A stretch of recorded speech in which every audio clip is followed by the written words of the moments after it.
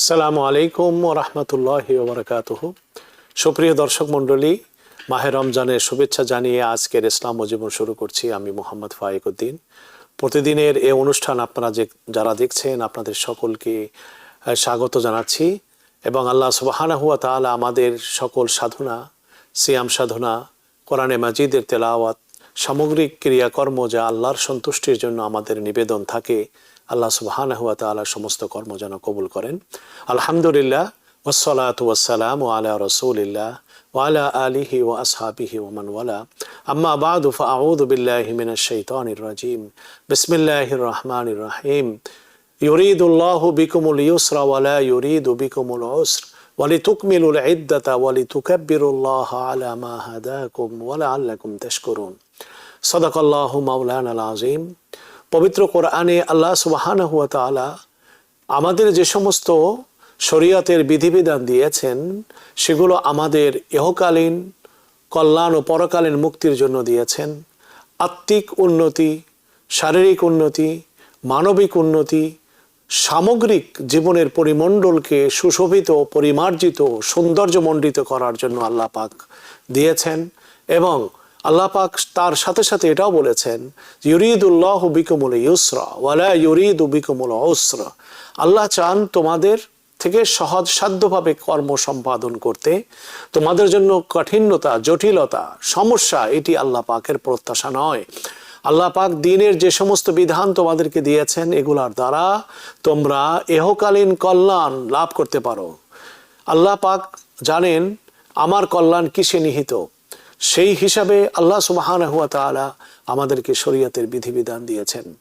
এজন্য মাহে রমজানের এই দিনগুলোতে আমরা যারা সিয়াম সাধনা করছি, আমরা আমাদের সময় এবং আমাদের কর্মযজ্ঞ যা আমরা নিবেদন করছি, এর ভিতরে আমরা অনেক সময় মনে করি যে অর্থাৎ আমরা খুব জটিলতার মুখোমুখি হয়েছি, কিন্তু আসলে তা নয়।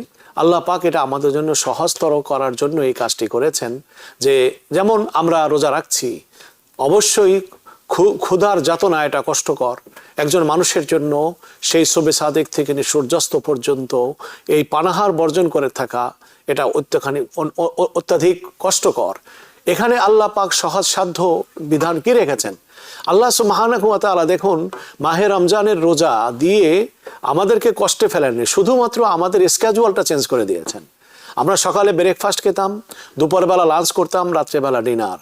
আমাদের এই হিসাবটাকে চেঞ্জ করে দিয়ে আল্লাহ পাক আমাদের ইফতারিটাকে নিয়ে গেছেন নাস্তার স্থানে, যেটা আমরা সকালবেলা ব্রেকফাস্ট বলি, এবং এরপরে যা খাই, যতটুকুই খাই তারাবির পরে কিংবা আগে, এটা হলো যে আপনার লাঞ্চ, এবং সাহরি যেটা খাই এটার পজিশন হলো ডিনারের। সুতরাং আল্লাহ সুবহানাহু ওয়া তাআলা এই স্কেজুয়ালটা পরিবর্তন করার দ্বারা আমার শারীরিক ও মানসিক কতখানি আমাদেরকে আল্লাহ পাক উপকৃত করেছেন একটু খেয়াল করলে আমরা বুঝতে পারি। আমরা যারা আধুনিক যুগে বসবাস করছি, আমরা যে সমস্ত রোগ ব্যাধি ও বালাইয়ের মুখোমুখি হচ্ছি আধুনিক কালে, যেটি ইতিপূর্বের মানুষের ভিতরে এই জাতীয় রোগের বালাই খুব কম ছিল। আজকে প্রেসারের রোগ, ডায়াবেটিসের রোগ এটা এত বেশি মারাত্মক, এত বেশি হচ্ছে, এবং এটা ছাড়াও আরও হাজারো ধরনের প্রবলেম, কোলেস্ট্রল জনিত সমস্যা এবং বিভিন্ন ধরনের আমাদের শরীরের ভিতরে সমস্যা আছে। এগুলো দেখুন, এগুলো সব থেকে আমাদের খাদ্য খাবারের ক্ষেত্রে আমরা অসতর্কতার কারণে, নিয়মতান্ত্রিকভাবে খাদ্য না গ্রহণ করার কারণে বাকি 11টি মাস আমরা আমাদের নিজেদের দেহের উপরে জুলুম করি। আল্লাহ পাক এই সিয়াম সাধনা দিয়ে একদিকে তো আমার শারীরিককে সুস্থ করছেনই, অন্যদিকে আল্লাহ পাক আমাকে এই জ্ঞান দিচ্ছেন যে আমি দুনিয়ায় শুধু খাবার জন্য আমি আসিনি। আমার জীবনের লক্ষ্য একমাত্র উদরপূর্তি করে চর্ব চস্যে লাস্যে জীবনযাপন নয়।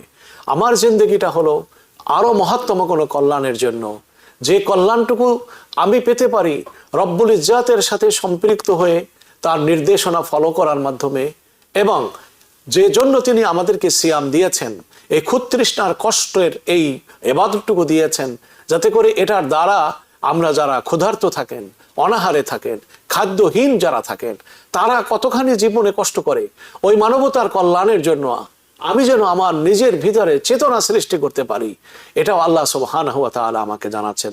নাম্বার 3, আল্লাহ পাক সবচেয়ে বেশি খুশি হচ্ছেন এজন্য যে আমার বান্দা আমার জন্য সে খাবার বর্জন করেছে, যে খাবারটি তার অত্যন্ত প্রিয়, যে খাবারটি তার জীবনের জন্য একান্ত কাম্য, যে পানীয় তার একান্ত কাম্য এবং প্রয়োজনীয়, সে পুরাটা দিন ব্যাপী আমার সন্তুষ্টির জন্য খাবার গ্রহণ করছে না, কিন্তু আল্লাহ সুবহানাহু ওয়া তাআলা এর সাথে খুশি হচ্ছেন, জান্নাতের পথ আমার জন্য উন্মুক্ত করছেন।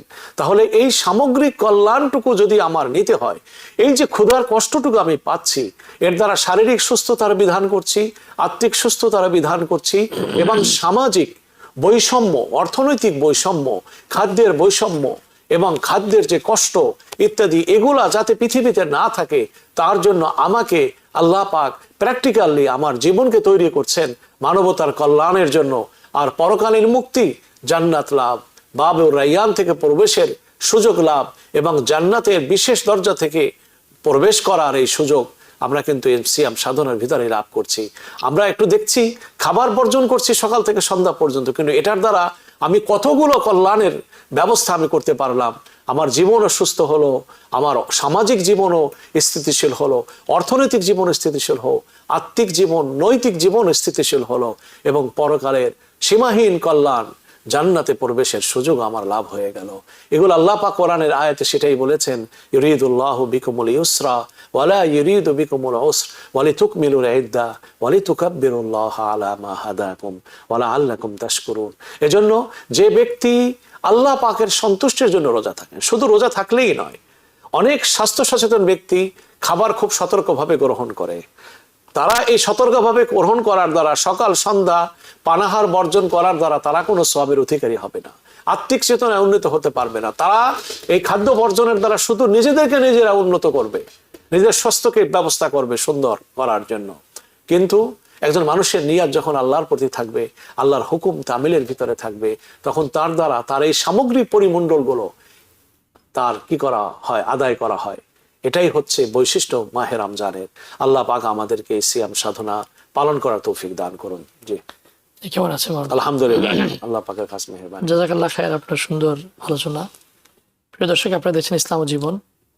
আমরা সবসময় বলে থাকি যে আমাদের এই প্রোগ্রামের মাধ্যমে আমরা চেষ্টা করি যে আপনাদের সমকালীন জিজ্ঞাসা এবং কন্টেম্পোরারি যে বিষয়গুলো, সেগুলো আলোচনা করা। আল্লাহ সুবহানাহু ওয়া তাআলা কোরআনের মধ্যে বলেছেন লাআল্লাকুম তাত্তাকুন। কোরআনের ভাষ্য অনুযায়ী রোজার যে পারপাস, যে উদ্দেশ্য, মাকসাদ যেটি, সেটা হলো যে একজন ব্যক্তি যেন পরেজগার, মুত্তাকি, খোদাভীরু হতে পারে। এবং এটার জন্যই মাওলানা বললেন এতক্ষণ যে খাওয়া দাওয়ার মধ্যে ডিসিপ্লিন আনা, একটা মানুষের জীবনের জন্য ডিসিপ্লিন থাকে। এই ডিসিপ্লিন, সেলফ ডিসিপ্লিনের জন্য রমজান মাসে একটি বিরাট কার্যকরী দিন, এবং আল্লাহ সুবহানাহু ওয়া তাআলা তার মাধ্যমে খাওয়া, খাদ্য এবং স্কেজিউলের মাধ্যমে আমাদেরকে থেকে চান যে আল্লাহ নৈকট্য অর্জন আমরা কীভাবে করতে পারি, সেই চেষ্টা আমাদের জন্য সর্বদা থাকে। এইভাবে আমরা মেহনত করে যাব। প্রিয় দর্শক, আমরা আপনাদের কাছ থেকে ডাইরেক্ট 6463079828 নাম্বার দিয়ে আমাদের প্রশ্নোত্তর নিয়ে থাকি। সাথে সাথে অনেক সময় আমাদের ভাই বোনেরা আমাদের কাছে প্রশ্ন পাঠান। ঠিক তদ্রুপভাবে একটি প্রশ্ন এসেছে, যে প্রশ্নটা হলো, ইশারায় রুকু সেজদা করা ব্যক্তির নামাজে ভুল হচ্ছে সন্দেহ হওয়া প্রসঙ্গে প্রশ্ন করেছেন যে ডাক্তারের নির্দেশে বৃদ্ধ অসুস্থ হয়ে চেয়ারে বসে নামাজ পড়তে হচ্ছে। ইশারা দেওয়ার ফলে রুকু সেজদায় ভুল হয়ে যাচ্ছে। রুকু দিলেও মনে হচ্ছে রুকু দেওয়া হয় নাই, তাই বারবার রুকু দিতে হচ্ছে। সেজদাতে ও অনুরূপ হয়ে যাচ্ছে। শেষে সাহু সেজদা দিলে কি নামাজ হয়ে যাবে? জি, একটি নম্বর হলো এই যে কোনো আমল করার আগে সেই আমলটাকা আমার কি হয়েছে সে আমল সম্পর্কে ধারণা থাকতে হবে। যেমন ওনার মনে থাকে না, মনে হচ্ছে আমি হয়তো সেজদা করছি অথবা করি নাই ইত্যাদি, এটা নয়। এই অবস্থায় থাকা যাবে না, করেছি অথবা করি না এমন নয়, একটার উপরে আসতে হবে, হয়তো করেছি অথবা করি নাই। মানে আপনি বলতেছেন যে আমাকে ডিসাইড করতে হবে যে আমি করছি অথবা করি নাই। যদি করে থাকেন আর মনে হচ্ছে ওনার যে করেন নাই, রাইট, আসলে তিনি করছেন কিন্তু মনে হচ্ছে বেশি যদি করেননি, তাহলে না করার উপরে ভিত্তি করে তিনি আমল করবেন যে তিনি সহজতা দিয়া দিবেন। আর যে সমস্ত মানুষ মাজুর, তাদের নামাজের ক্ষেত্রে একটু মাহকাম আছে। তারা যে চেয়ারে বসে নামাজ পড়েন, অনেকে টেক লাগায় নামাজ পড়েন ইত্যাদি বিভিন্ন ভাবে নামাজ পড়েন, তাদের অবস্থান কোথায় তারা থাকবে ইত্যাদি, এটা একটা ব্যাপার আছে। এবং যে সমস্ত মানুষ ইশারায় নামাজ পড়ে থাকেন তাদের অনেক হুকুমগুলোর ভিতরে একটা শিথিলতাও আছে। তাদের এই জাতীয় সহসেজদা যদি তাদের মনে থাকে তাহলে তারা সহসেজদা দিবে, আর তা না হলে যতটুকু মনে থাকে অতটুকুর ভিতরে তারা নামাজ আদায় করবেন। প্রিয় দর্শক, আপনাদের দেশে ইসলাম আমরা ছোট্ট বিরতি যাচ্ছি, বিরতির পরে আমাদের প্রস্তুত পর্ব বিষয়বস্তু নিয়ে ফিরে আসবেন ইনশাআল্লাহ। প্রিয় দর্শক, আপনাদের দেশে ইসলাম জীবন, আমাদের কাছে এক ভাই ফরজ প্রশ্ন করেছেন, ফরজ বা নফল রোজা ভেঙে ফেললে করণীয় কি? যে ফরজ রোজার যদি ফরজ রোজা ভেঙে ফেলে, অর্থাৎ নিয়তি ছিল না যে রোজা রাখার, তাহলে তার জন্য একটি রোজার পরিবর্তে একটি রোজাই তাকে কি করতে হবে? পালন করতে হবে। কেমন?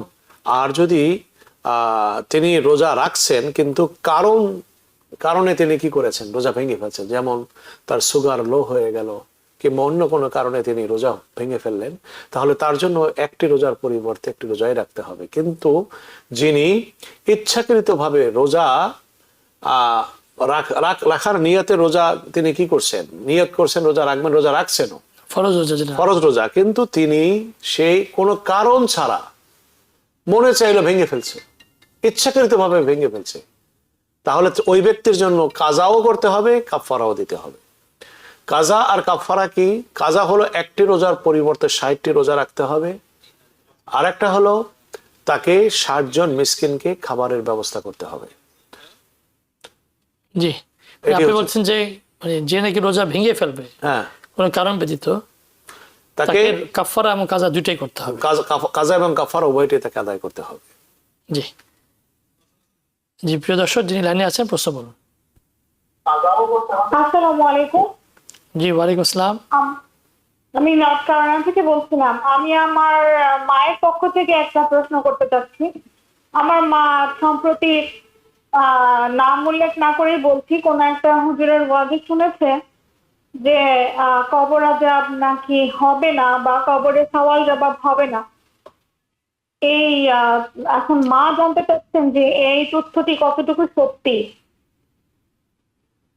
জি, এখনকার ইউটিউবে তো অনেক কথাই আমরা শুনতে পাই, যেগুলা বাপদাদার আমলেও শুনি নাই সেগুলাও শুনি, যেগুলা কল্পনায় আসে না সেগুলাও দেখি।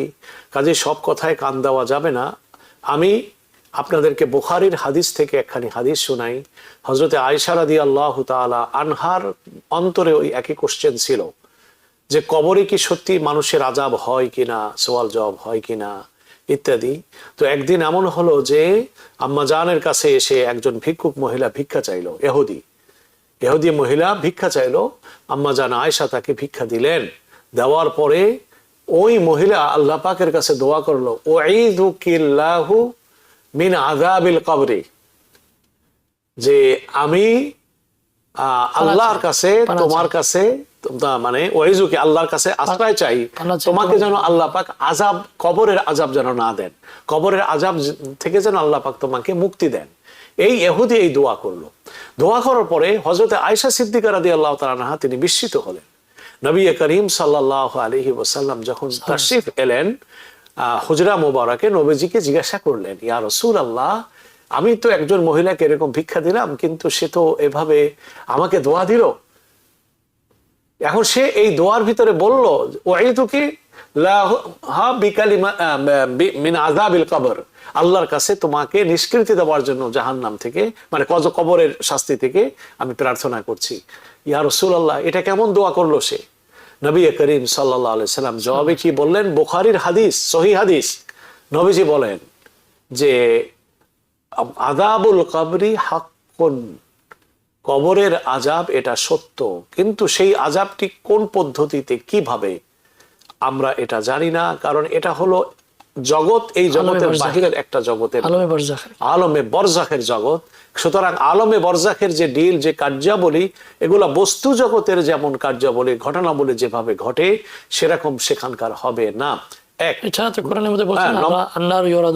ফেরাউন সম্পর্কে পবিত্র কোরআনে বলা হয়েছে, আন্নারু ইউরাদুনা আলাইহা গুদুওয়া ওয়া আশিয়া ওয়া ইয়াওমা তাকুমুল আশহাদ, যে ফেরাউন শাস্তি ভুগছে সকাল সন্ধ্যা গুদুওয়া ওয়া আশিয়া ওয়া ইয়াউমা তাকুমুল আশহাদ, এবং কিয়ামত পর্যন্ত, যতদিন না কিয়ামত হয় ততদিন পর্যন্ত সে এরকম ভাবে শাস্তি ভুগতে থাকবে। এখন এই যে শাস্তিটা, এখন তো কিয়ামত হয় নাই, আল্লাহ পাক এই আয়াতে বলছে যে কিয়ামত পর্যন্ত সে ভুগবে, তার মানে কবর আলমে বরজাখের শাস্তির কথা এখানে বলা হয়েছে। সুতরাং এই শব্দটি নিয়ে মুসলমান হিসাবে আমাদের সন্দেহ থাকা উচিত নয়। ইসলামের ভিতরে এ জাতীয় কথোপকথন বলার ক্ষেত্রে যদি একটি পয়েন্ট মনে রাখতে হবে, আমাদের যুক্তি, আমাদের বিবেচনা, আমাদের থিওরি, যা আমরা মানুষ কর্তৃক সৃষ্ট পরিবর্তিত, যদি ইসলামের কোনো প্রতিষ্ঠিত বিষয়ের সাথে যদি সাংঘর্ষিক হয়, তাহলে ওই যুক্তি, ওই থিওরি, এটাকে গ্রহণ করার কোনো সুযোগ কোনো মুসলমানের নেই। যুক্তি এবং থিওরিকে এক পাশে রাখতে হবে এবং ইসলাম, আল্লাহ এবং তার রসুল যেভাবে বলছেন সেটাকে আমাদেরকে বিশ্বাস করতে হবে। এখানে একটি পয়েন্ট আরো বলে রাখতে চাই, কবরের আযাব, যেমন হযরত আলী রাদিয়াল্লাহু তাআলা আনহুকে একজন কোশ্চেন করছিল, বলছে যে আমিরুল মুমিনিন, আপনারা যে বলেন যে মৃত্যুর পরে শাস্তি হবে, কবর আযাব হবে, এটার প্রমাণ কি? বুঝছেন? কারণ একজন মানুষ মারা গেলে সে তো পরিপূর্ণভাবে সমস্ত প্রভাব গ্রহণ করা থেকে মুক্ত হয়ে যায়, তাহলে তার শাস্তি কিভাবে হলো? তাহলে আমার শাস্তি থেকে বাঁচার জন্য নেক আমল করার কথা আপনি বলেন কেন? হযরত আলী রাদিয়াল্লাহু তাআলা আনহু তিনি বিচক্ষণতাপূর্ণ একটি জবাব দিলেন। তিনি বললেন যে দেখো, যদি কবর আযাব না হয়ে থাকে তাহলে তুমিও বেঁচে গেলা, আমিও বেঁচে গেলাম, কিন্তু যদি কবর আযাব হয়ে থাকে তাহলে তো সেই সময় তুমি আমি আটকে যাব। এজন্য সতর্কতামূলক কবর আযাব থেকে বেঁচে থাকার জন্য তুমি যত্নশীল হও। শুধু আমি সর্বশেষ হযরত আলীর এই কথাটুকু আপনাকে মনে করাই দিব, আমরা যতটুকু তথ্য পেয়েছি, আমরা আমাদের যুক্তি, আমাদের বিবেচনা, আমাদের যে অভিজ্ঞতা, এগুলা সব এক পাশে রাখি এবং আল্লাহ এবং আল্লাহ রসুলের কথাকে আমরা সামনে রাখি। হযরত ইমাম মালিক রহমতুল্লাহ আলাইহি বলছেন, মদিনার ইমাম, তিনি পৃথিবীতে যত মানুষ আছে তার কথার দুইটা অবস্থা, হয় ইম্মা মাকবুলুন আও মারদুদুন, তাই কথা হয় গ্রহণযোগ্য অথবা পরিত্যাজ্যমূলক, এটা পরিত্যাগ করার মতো, পরিহার্য। কিন্তু ইল্লা সাহিবি হাদাল কবর, নবীজির কবরের দিকে ইঙ্গিত করে ইমাম মালিক বলছেন, এই কবরে যিনি শুয়ে আছেন তার কথাকে মরদুদ করার, অস্বীকার করার পৃথিবীর কোনো অবস্থাতেই কোনো মানুষের কোনো সুযোগ নেই। তিনি যেটা বলছেন সেটাই সত্য, চাই আমি বুঝতে পারি বা না পারি। এটি হচ্ছে আমাদের অবস্থান। আশা করি আপনি বুঝতে পেরেছেন। আপনি একজনের কোনো কথার প্রতি আপনি কোনো কর্ণপাত করবেন না। অধিকাংশ ওলামা একরাম কি বলছেন, এ জাতীয় কথা আমরাও শুনেছি, আমাদের সামনেও হয়েছে, কিন্তু আমরা জানি এগুলা, এই জাতীয় অবস্থা এটা নতুন নয়। এ জাতীয় সৃষ্টি, এটা 1300 বছর আগে একটি গ্রুপ তৈরি হয়েছিল। সেই গ্রুপটার নাম হলো মুতাজিলা, যারা শুধুমাত্র দার্শনিক বিশ্লেষণে ইসলামের বিধিবিধানকে তারা পরখ করত। এবং এই সম্পর্কে, এই যুক্তিবাদী এই গ্রুপ সম্পর্কে সমস্ত উম্মতের ফয়সালা হলো এই, আমরা যারা আহলে সুন্নাত ওয়াল জামাত, আমাদের ফয়সালা হলে তারা গোমরাহ। যিনি এই মন্তব্য আপনার সামনে করেছেন তিনি ওই গোমরাহ যে গ্রুপ মুতাজিলা, ওই মুতাজিলা সম্প্রদায়ের উদ্ধৃতি দিয়েছেন।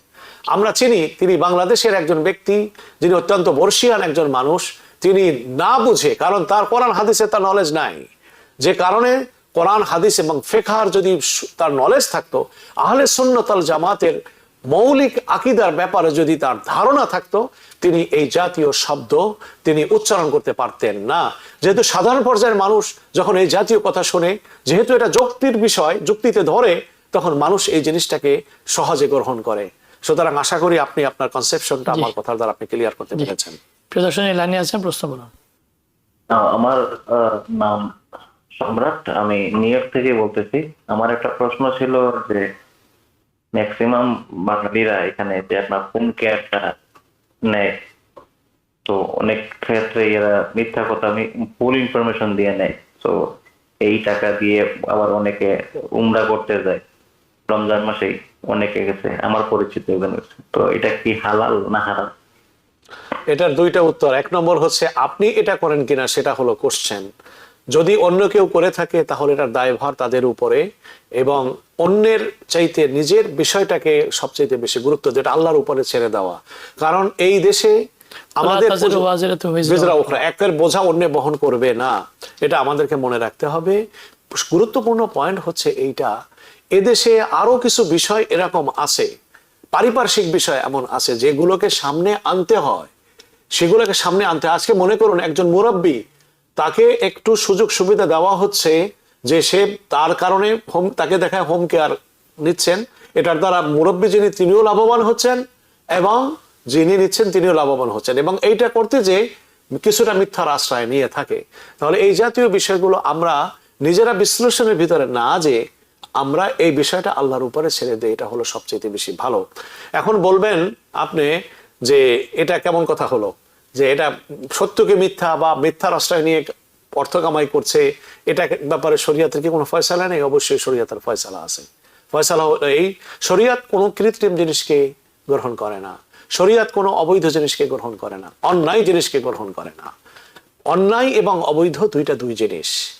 অবৈধতার হিসাবটা নির্ধারিত হয় আইনের দ্বারা, আর অন্যায়ের হিসাবটা নির্ধারিত হয় শরীয়তের বিধানের দ্বারা। সুতরাং এই দুটোটা বিষয় ক্ষেত্রে ইসলামের বক্তব্য স্পষ্ট, যেটি শরীয়তে বলছে হারাম নিষেধ, সেটি রাষ্ট্রীয় ক্ষেত্রে যদি স্বীকার করাও হয় তবুও সেটা শরীয়তে এটাকে বলে যেটা গ্রহণ করার কোনো সুযোগ নেই। রাষ্ট্র যদি কোনো জিনিসকে বলে নিষেধ, শরীয়তেও সেটাকে বলছে হ্যাঁ তুমি নিষিদ্ধ জিনিসটাকে তুমি ফলো করো। জি, সুতরাং আপনি এটা বুঝতে পেরেছেন যে শরীয়তের বিধান হলো যে যদি কেউ মিথ্যা কথা বলে থাকেন, মিথ্যার আশ্রয় নেওয়া এটা কোনোভাবেই কোনো অবস্থাতেই এটা জায়েজ নেই, এবং ওই যে ইনকাম, ওই ইনকামও মিথ্যার মাধ্যমে যদি পেয়ে থাকে সেটাও গ্রহণ করা কিনা হালাল না। এখন পারিপার্শ্বিক যে সমস্যাগুলো আছে সেগুলোও সামনে রাখার বিধান আছে। আল্লাহ পাক এই জিনিসটা ফয়সালা ময়দানে মাহশারে করবেন। আমরা হালাল হারামের এই বিষয়টিকে এই হোম কেয়ারের সাথে শুধু আমরা যেন অ্যাপ্লাই না করি, কারণ এটা ছাড়াও এদেশে হালাল হারামের পরিধি অনেক পড়ে আছে, যেগুলো পরিবারের ভিতরে ঢুকে আছে, ব্যক্তির সাথে ঢুকে আছে, সামাজিক জীবনে ঢুকে আছে, সেই বিষয়গুলো প্রতি আমরা দৃষ্টিপাত করি। প্রিয় দর্শক, আপনাদের ইসলাম যেমন ছোট্ট একটি বিরতি যাচ্ছি, বিরতির পরে আমাদের প্রশ্ন পর্ব নিয়ে ফিরে আসবেন ইনশাআল্লাহ। প্রিয় দর্শক, আপনাদের ইসলাম যেমন একজন সিস্টার শাহানা ইমেলের মাধ্যমে জানতে চেয়েছেন, হজ ফরজ না এমন কেউ যদি মক্কা মদিনা দেখার খুব ইচ্ছা বা জীবনে একবার আল্লাহর ঘর রসুল রওজা ঘুরে আসবার বাসনা থেকে অনেক কষ্ট করে টাকা জমাতে থাকে, তাহলে সেটা কি উচিত হবে? আবার অনেকে মনে করেন দুরারোগ্য ব্যাধিতে আক্রান্ত, যা কোনোভাবেই ভালো হচ্ছে না, এই রোগ যদি আল্লাহর ঘরের সামনে কিংবা আল্লাহর ঘরে ধরেন তো দোয়া করে তাহলে ভালো হতে পারে, এমনটা ঠিক কিনা? জি, এটা ঠিকই আছে।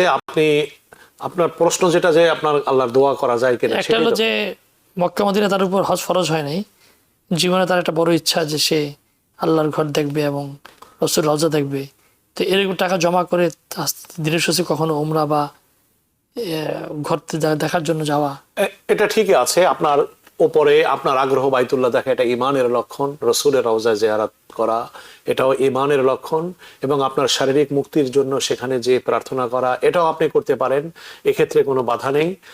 কিন্তু আপনার উপরে যদি হজ ফরজ হয়ে থাকে তাহলে এই জাতীয় অবস্থায় আপনি মক্কায় ওমরা করলেন, আল্লাহর ঘর জিয়ারত করলেন, এটার দ্বারা কিন্তু হজের দায়িত্ব থেকে আপনি নিষ্কৃতি লাভ করবেন না।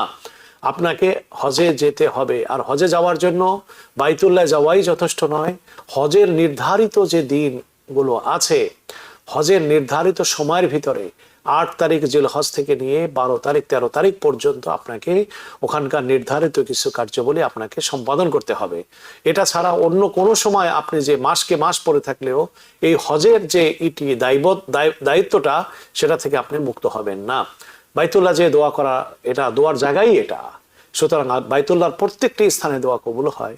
বাইতুল্লাহর গেলাপ ধরে, বাইতুল্লাহকে ধরে তওয়াফ করা অবস্থায়, সর্ব অবস্থায় বাইতুল্লাহর দোয়া কবুল হয়। মুস্তালামে দোয়া কবুল হয়, হাজরে আসওয়াদের স্থানে দোয়া কবুল হয়, হাতিমে কাবায় দোয়া কবুল হয়, রুকনে ইয়ামিনে দোয়া কবুল হয়, রুকনে শামিতে দোয়া কবুল হয়, রুকনে ইরাকিতে দোয়া কবুল হয়। প্রত্যেকটা স্থানে বাইতুল্লাহ দেখার সময় দোয়া করলে দোয়া কবুল হয়, এবং অনেক মানুষকে আল্লাহ সুবহানাহু ওয়া তাআলা দুরারোগ্য ব্যাধি থেকে আল্লাহ সুবহানাহু ওয়া তাআলা মুক্তি দিয়ে দেন। আল্লামা শামসুদ্দিন জাহাবির সম্পর্কে বর্ণনা করা আছে যে তিনি আল্লামা ইবনে হাজার আসকালানী রাহমাতুল্লাহ আলাইহি তিনি বলছিলেন যে বাইতুল্লাহ পানি পান করে তিনি আল্লাহর কাছে দোয়া করছিলেন যে হে আল্লাহ পাক আপনি আমার মেধাকে বাড়ায় দেন। তারা সৈয়দি আমাকে বলছেন, আমার কাছে আছে এটা তথ্য, হতে পারে যেই হোক না কেন, সৈয়দি হোক কিংবা আল্লামা ইবনে হাজার আসকালানি হোক, তারা দোয়া করার সময় বললেন যে হে আল্লাহ আপনি আমাকে মানে মেধা সবচেয়ে বেশি বাড়ায় দেন, তো এবং আমাকে আলেম বানান আল্লামা শামসুদ্দিন জাহাবির চাইতেও বড় আলেম। তো আল্লামা শামসুদ্দিন জাহাবি রহমতুল্লাহ আলাইহির চাইতেও আল্লামা ইবনে হাজার আসকালানি বড় আলেম হয়েছিলেন, এবং এরপরে তিনি এত বেশি মেধার অধিকারী হয়েছিলেন যে কথা একবার জীবনে তিনি শুনতেন সে কথা আর কোনোদিন তিনি জীবনে ভুলতেন না। আল্লামা ইবনে হাজার আসকালানি রহমতুল্লাহ আলাইহি, তার কবর আছে মিশরে এখনো আপনারা যদি কখনো যাওয়া হয় মিশরে, তখন আপনারা ইমাম শাফির কবর জিয়ারত করার পরে তার পাশেই কবরস্থানে আপনারা তাদেরকে সাহাবার কবর সহ, আমর ইবনে আসের কবর সহ আপনারা এখানে তার কবর দেখতে পাবেন। এবং হাদিসে রাসূলুল্লাহ সাল্লাল্লাহু আলাইহি ওয়াসাল্লাম বলেন মা ও জামজাম লিমা শুরিবা লাহু, জমজমের পানি যে নিয়াতেই পান করবে বাইতুল্লাহর ওখানে থেকে আল্লাহ সুবহানাহু ওয়া তাআলা তার সেই প্রার্থনাকে আল্লাহ সুবহানাহু ওয়া তাআলা কবুল করবেন। সুতরাং আপনি টাকা পয়সা জমিয়ে সেখানে যেতে পারেন। রাসূলুল্লাহ সাল্লাল্লাহু আলাইহি ওয়াসাল্লাম আরো হাদিসে বলেছেন আদিমুল হজ্জ ওয়াল উমরা, যত বেশি পারো হজ এবং উমরা করার চেষ্টা করো। ফাইন্নাহুমা ইউনাক্কিযু যুনুব কামা ইউহরাকুল খাশাবু আন-নার, এই তোমার বারবার উমরা এবং আল্লাহর ঘরের জিয়ারত তোমার গুনাহ এবং দারিদ্রতাকে এমন ভাবে জ্বালিয়ে দেয় যেভাবে আগুন শুকনো কাষ্ঠকে জ্বালিয়ে দেয়।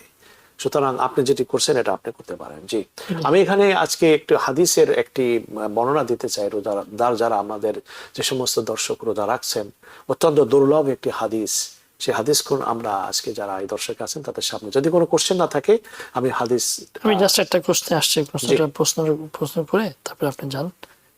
প্রশ্ন করেছেন যে আমার একটি মেয়ের সঙ্গে, নাম উল্লেখ করেন নাই, আমার একটি মেয়ের সঙ্গে সম্পর্ক আছে, এই সম্পর্কের কথা দুই পরিবারের বাবা মা সকলে জানে, আমাদের বিয়ের ব্যাপারেও দুই পরিবার রাজি, কিন্তু বর্তমানে আমার কর্মসংস্থান না হওয়ার কারণে বিয়ের জন্য অপেক্ষা করতে হচ্ছে। এমন অবস্থায় বিয়ে হয়েছে মনে করা যাবে কি বা বিয়ে পরবর্তী সম্পর্ক করা যাবে কি, না হলে বিয়ের জন্য ন্যূনতম কি শর্ত মানতে হবে? জি, আপনার কোনো দরকার নেই, আপনি আপনার পাত্রীকে নিয়ে চলে আসেন আমাদের এখানে, আপনার থাকা খাওয়ার ব্যবস্থা সবই হয়ে যাবে। আপনার যখন পছন্দ হয়ে গেছে কাজে আর দেরি নাই, কারণ হলো আল্লাহ পাক গ্যারান্টি দিয়েছেন যারা বিবাহ করবে যারা সৎ থাকার জন্য বিবাহ করবে, ইয়াকুনু ফুকারা ইউগনিহিমুল্লাহু মিন ফাদলি, আল্লাহ পাক বিশেষ কৃপায় তাদেরকে মানে কি বলা যায় সচ্ছলতা দান করবেন। আপনি মোটেও দেরি করেন না, আপনি যে বিয়ে করছেন না এই জন্য আপনি স্বাবলম্বী হতে পারছেন না, এটা হলো এক নম্বর কথা। দুই নম্বর কথা হচ্ছে এই যে দেখুন এই জাতীয় বিষয় যে আপনার পছন্দ অপছন্দ, এটা শরিয়াতে এই জাতীয় কর্মকে শরিয়াতে সাধারণত জেনারেল এটার অনুমতি নাই, কারণ এটার শরিয়াতে এই জন্য অনুমতি দেয়নি, অনুমতি নাই তাইতেই মানুষের সম্পর্ক হওয়ার সাথে সাথে পারস্পরিক তাদের বিবাহের পরের যে সম্পর্ক সেই সম্পর্ক আগেই তৈরি হয়ে যায়, যেটা আমরা আধুনিক কালে আমরা অন্য কালচারে অন্য সমাজে আমরা দেখতে পাই। এই জিনিসগুলো অত্যন্ত মারাত্মক। ইসলাম এই জিনিসটাকে খুব সতর্কভাবে ডিল করেছে। ইসলাম এটা বলে যে এই জাতীয় যেটাকে ফরনিকেশন, এই বিষয়টি অ্যাডাল্টারিজ, এটা কোনোভাবে ইসলামে গ্রহণযোগ্য নয়, কারণ মানুষের প্রত্যেকটা বিন্দু বীর্যের এর হিসাব তাকে দিতে হবে। আর এটা অত্যন্ত দামি, এটা দামি এই অর্থে যে আল্লাহ সুবহানাহু ওয়া তাআলা একজন মানুষকে এটা মানুষের কাছে এটা আমানত হিসাবে দিয়েছেন, এবং সে যদি এটা গুনার কাজে ব্যয় করে তাহলে আল্লাহর দেওয়া আমানাতের ব্যবহারের কারণে আল্লাহ পাকের কাছে জবাবদিহি করতে হবে। নম্বর দুই হচ্ছে এই ইসলাম এটা চায় যে বংশের ভিতরে যারা জেনারেশন আসবে সেই জেনারেশনের ভিতরে যেন হারামের যেন কোনো স্পর্শ না থাকে, কারণ একটি হারামের যদি কোনো প্রভাব জীবাণু বংশের ভিতরে ঢুকে যায় তাহলে সেই হারামের ধারা ক্রমান্বয়ে চলতে থাকে, যুগের পরে যুগ, শতাব্দীর পর শতাব্দী, বংশ অনুক্রমিক ভাবে এটা চলতে থাকে। এই জন্য এই জিনিসটাকে শরিয়ত খুবই গুরুত্ব দিয়েছে, এবং এটার গুরুত্বের উপরে ভিত্তি করেই একাধিক বিবাহের শরিয়তে পারমিশন দিয়েছে যে যদি কারোর এক বিবাহে তার জীবনের জন্য যথেষ্ট না হয়, শুধু এই কারণে যে তার থেকে যাতে করে আপনার অর্থাৎ তার থেকে যেন অ্যাডাল্টারিসটা না হয়, সেটাকে প্রোটেকশনের জন্য দ্বিতীয় বিবাহের কষ্ট করে এই জিনিসটাকেও বৈধ করেছে ইসলামে। সুতরাং আপনি বুঝতেই পেরেছেন যে আপনাকে অতি সত্বর বিবাহ করা, এবং আপনার যতদিন পর্যন্ত আপনার না হয়, যেহেতু আমাদের একটা ভুল ধারণা যে বিবাহ করলে আমি খাওয়াবো কি করে। বিবাহ করবেন আপনি খাওয়ার জন্য এবং খাওয়াবার জন্য। আমাদের সমাজটাই হয়ে গেছে দূষিত, ভুল পথে পরিচালিত। আমরা ছেলে প্রতিষ্ঠিত হয়নি, আমি তাকে কেন বিবাহ দিব? কোনো ভালো পাত্র যদি পাওয়া যায়, ছেলে প্রতিষ্ঠিত হলো কিনা সেটার দিকে গুরুত্ব দেওয়া উচিত। ছেলে প্রাপ্তবয়স্ক হয়ে থাকে, প্রাপ্তবয়স্ক হলে সাথে সাথে সময় বিবাহ দেওয়া উচিত। আপনি যে হাদিসটা আলোচনা করতে চাচ্ছেন বলুন। জি, রাসূলুল্লাহ সাল্লাল্লাহু আলাইহি ওয়াসাল্লাম এক হাদিসে বলেন যে আন নবী সাল্লাল্লাহু আলাইহি সাল্লাম নাওমুস সাইমি ইবাদাতুন, যে রোজাদার তার ইবাদত বন্দেগীর জন্য বিশ্রাম নেয় এবং নিদ্রা যায়, তার সেই নিদ্রা এটা ইবাদত হিসাবে আল্লাহ পাক গণ্য করেন। আর ওয়ানাফসুহু তাসবিহুন, সে যে শ্বাস প্রশ্বাস নেয় দিনে রোজা থাকা অবস্থায়, তার শ্বাস প্রশ্বাসকে আল্লাহ সুবহানাহু ওয়া তাআলা তাসবিহ হিসাবে গণ্য করেন। আর ওয়া দুআউহু মুস্তাজাবুন, তার যে দোয়া সে প্রার্থনা করে আল্লাহ পাকের কাছে, আল্লাহ পাক সেই দোয়া কবুল করেন। ওয়া যামবুহু মাগফুরুন, আর তার সমস্ত গুনাহ আল্লাহ পাক হটিয়ে দেন, মাফ করে দেন। ওয়া আমালুহু মুদাআফ, আর তার সমস্ত আমলগুলো যা সে করে নেক আমল, এটাকে অসংখ্য অগণিত পরিমাণে মাল্টিপল হিসেবে বাড়িয়ে দেন। কি পরিমাণ বাড়িয়ে দেন? আনা আজজি বি, আল্লাহ বলেন আমি যথেষ্ট। আল্লাহ পাকের শান অনুযায়ী আল্লাহ পাক বাড়াইতে থাকেন। ওয়াতারযুকু মান তাশাউ বিগাইরি হিসাব, আল্লাহ পাক যাকে ইচ্ছায় তাকে তার বিনিময়কে নিজের ইচ্ছে মতো বাড়িয়ে দেন। কি পরিমাণ বাড়ান সেটি কোনো মুফাসসির মুহাদ্দিস বলেননি, এটা শুধু কেবলমাত্র আল্লাহ পাকই জানেন। আল্লাহ নিজে বলছেন ওয়ানা আজজি বা ওয়ানা উজ্জাবি, ওয়ানা উজ্জাবি, আমি আল্লাহই তার জন্য যথেষ্ট। জি। আর হাদিসের মধ্যে তো আসছে রাসূলুল্লাহ সাল্লাল্লাহু আলাইহি ওয়াসাল্লাম যে হযরত আমর বিন আস রাদিয়াল্লাহু, আব্দুল্লাহ ইবনে আমর বিন আস রাদিয়াল্লাহু তাআলা জিদ ইয়া রাব, উনি বলতে থাকেন একটা রাসূলুল্লাহ সাল্লাল্লাহু আলাইহি ওয়াসাল্লাম বলছেন, আল্লাহ বলছেন মান জাবির হাসান ফালা ওয়াশামসারিহা, জিদ ইয়া রাব, আরো বাড়ায় দেন। আল্লাহ বলছেন যে মাসাউল্লাযিনা ইনফিকুনা আমওয়ালাহুম ফি সাবিলিল্লাহি কামাসালি হাব্বাতিন, ইয়া আল্লাহ আরো বাড়ায় দেন। আল্লাহু ইউদাইফু লিমান ইয়াশা, শেষে আল্লাহ বলছেন ইন্নামা ইউওয়াফাস সাবিরুনা আজরাহুম বিগাইরি হিসাব, আল্লাহ বিগাইরি হিসাব দান করেন। আমাদের সময় শেষের দিকে আমি একটা মাসলা আপনাদের জিজ্ঞেস করছি সবাই জানার জন্য, যে রমজান মাসে গীবত থেকে, গীবত শিকায়াত এবং পরনিন্দা থেকে, পরশ্রীকাতরা থেকে বাঁচার জন্য সহজ উপায়টা কি? সহজ উপায় হলো যে সমস্ত মিডিয়ার মাধ্যমে কথা আসে সেই মিডিয়াগুলোকে কাট আপ করে ফেলানো। যেমন বেশি মানুষের সাথে না মেলা, বেশি টেলিফোন পিক আপ না করা, কেমন, এবং বেশি সামাজিক কোনো ক্রিয়াকর্মে যোগদান না করা, সোশ্যাল মিডিয়া থেকে দূরে থাকার চেষ্টা করা, যে সমস্ত খবরাদি আমরা পড়াশোনা করি ইত্যাদি এগুলা করা, এগুলা থেকে দূরে থাকা, এবং নিজের জবানকে কন্ট্রোল করা। আমি যদি জবানকে কন্ট্রোল করতে পারি তাহলে আমার গীবাত হবে না, এটা হলো ব্যাপার। এবং গীবাত শুধু করা যেমন গুনাহ, শোনাও ঠিক তেমনি গুনাহ। সুতরাং মানুষের সাথে আমার অ্যাট্রাকশন যদি কমে যায়, তাহলে গীবাত করতে থাকলে আমি যদি আমি কথা না যদি শোনার সুযোগ থাকে, তাহলে গীবাতের ভিতরে তো আমার অংশগ্রহণ করা হয় না। ধন্যবাদ। প্রিয় দর্শক, এই রমজান মাস হলো সিয়াম সাধনা মাস। যেভাবে হোক, উনি আগেও বলেছেন যে গুনাহ থেকে মুক্ত থেকে নেক কাজ, যদি নেক কাজ কমও হয়, কম আজ কম গুনাহ থেকে আমাকে মুক্ত থাকতে হবে। তাহলে আমাদের এই সিয়াম সাধনাটাকে আমাদের পরিপূর্ণভাবে আমরা আদায় করতে পারবো, এবং আল্লাহর দেওয়া যে রিওয়ার্ড, যেটা বলেন ইউদাইফু লিমান ইয়াশা বিগাইরি হিসাব, যে রিওয়ার্ড সেটা আমরা পাবো। আল্লাহ আমাদেরকে বাকি যে দিনগুলোতে রহমতের দিন, মাগফিরাতের দিন, আজাদের দিন, প্রতিটা দিনে যেন আমরা ইউটিলাইজ করতে পারি, সুন্দরভাবে কাজে লাগাতে পারি, সেই তৌফিক আল্লাহ আমাদের দান করুন। এবং প্রিয় দর্শক, আমাদের এই প্রোগ্রাম প্রতিদিন একই সময় আপনারা মাগরিবের মাঝের পূর্ব মুহূর্তে আমরা আলোচনা করে থাকি। আমাদের প্রোগ্রাম শরীক হবেন, অংশগ্রহণ করবেন, এবং আল্লাহ আমাদের এই প্রোগ্রামকে কবুল করুন এই আশা রেখে আজকে মধ্যে শেষ করছি। আসসালামু আলাইকুম ওয়া রাহমাতুল্লাহি ওয়া বারাকাতুহু। TBN 24 টেলিভিশন দেখতে আজই কল করুন 7187776556। লগ ইন করুন www.totalcablebd.com। নিউ ইয়র্ক থেকে সম্প্রচারিত TBN 24 টেলিভিশন বিশ্বজুড়ে বাঙালির কণ্ঠস্বর।